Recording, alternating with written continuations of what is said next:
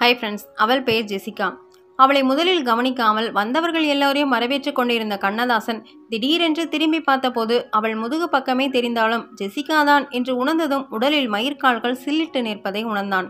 Jessica எப்படி இந்த திருமணத்திற்கு வந்தாள்? என் அக்கா மகள் சித்ரா கல்யாணத்திற்கு இவள் எப்படி? கண்டிப்பாக எங்கள் சைடிலும் அத்தான் பக்கத்திலும் அவள் தூரத்து உறவாக இருந்திருந்தால் கூட தெரிந்திருக்கும்.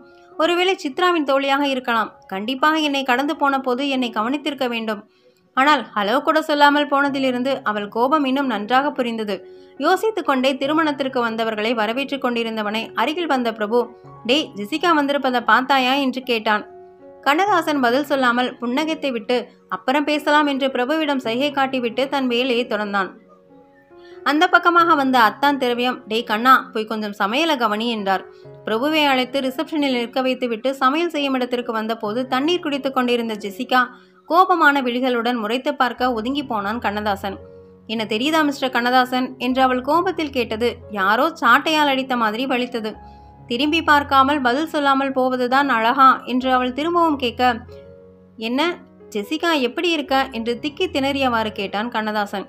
ஓ, என் பெயர் கூட நினைவிருக்கிறதா? வெரி குட் என்று அவள் நக்கலாக கேட்க அந்த சமையல்காரர், தம்பி எல்லாம் ரெடி, அப்பளம் நீங்க சொன்னதும் பொறிக்க ஆரம்பிச்சு விடலாம் என்றார்.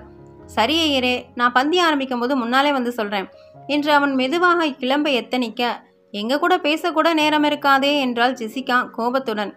ஏதோ ஆவேசம் வந்தவனாக, நீ கல்யாண வீட்டில் வந்து கலாட்டா பண்ண வந்திருக்கியா என்ன?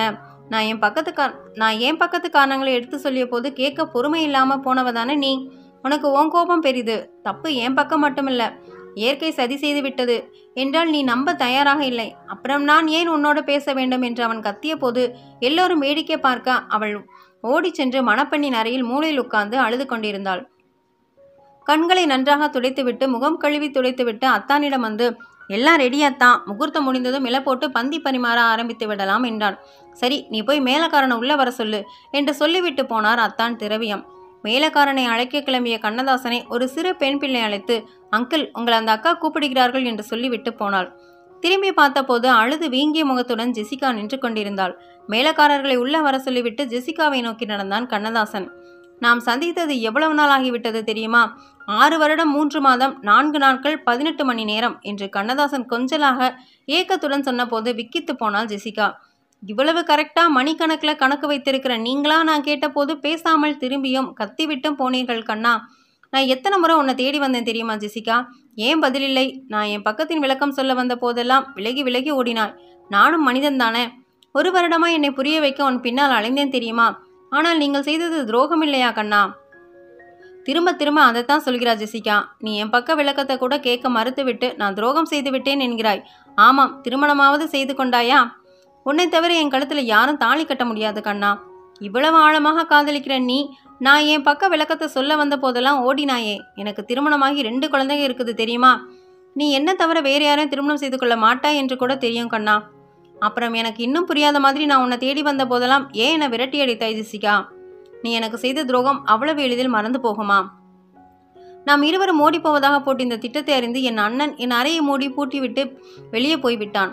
நான் வீட்டு ஓட்டுப்பகுதியில் இருந்த குழாய் பகுதியை உடைத்துவிட்டு வெளியே வந்தேன். இருட்டில் நாய் கிடப்பதை கவனிக்காமல் மிதித்துவிட அது என் காலில் கடிக்க நான் கீழே விழுந்ததில் நெற்றியில் அடிபட்டு வீட்டில் உள்ளவர் எல்லோரும் இழந்து என்னை பிடித்து கொண்டார்கள்.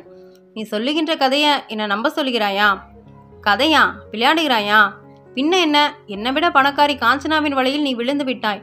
அவளை மணந்து கொண்டால் பணக்காரனாகி விடலாம் என்று நாம் பிளான் பண்ணியபடி நான் ரயில்வே ஸ்டேஷனில் காத்திருக்க நீ வராமலே இருந்து விட்டாய். சுத்த போய். கொஞ்சம் பொறு. அவளுக்கு என் மீதுள்ள பொறாமை உன்னிடம் ஆசை காட்டி விட்டு பிறகு மணந்து கொள்ள மறுத்து விட்டாள். இது அவளாகவே என்னிடம் சொன்னது. அப்படியானால் நான் சொன்னதை நம்ப மாட்டாய். அடுத்த நாள் அடிபட்ட கட்டோடு வந்து விவரம் சொல்ல வந்த போது கூட இதனால் தான் முகத்தை தூக்கி வைத்து கொண்டாயா? ஒன்று மட்டும் உண்மை கண்ணதாசன், என் மனசு சொல்கிற வரைக்கும், உண்மை எனக்கு புரிகிற வரைக்கும் நீ காத்திருக்க வேண்டும். போச்சுடா, இன்னுமா காத்திருக்க வேண்டும் என தலையில் கை வைத்தான் கண்ணதாசன்.